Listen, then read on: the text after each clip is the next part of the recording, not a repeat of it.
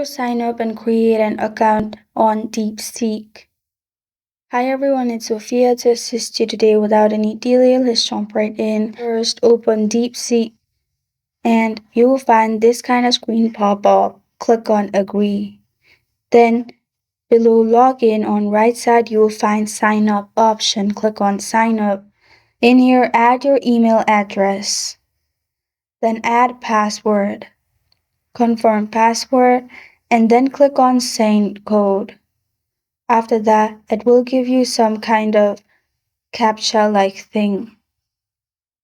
Solve it, then simply your code will be sent to your Gmail. After that, simply copy the code and paste it where code is written. Simply click on Sign Up and you will be logged into DeepSeek account. This is how to sign up and create an DeepSeek account. Thank you for joining me today. If this video helps you out, please leave a like and subscribe for more.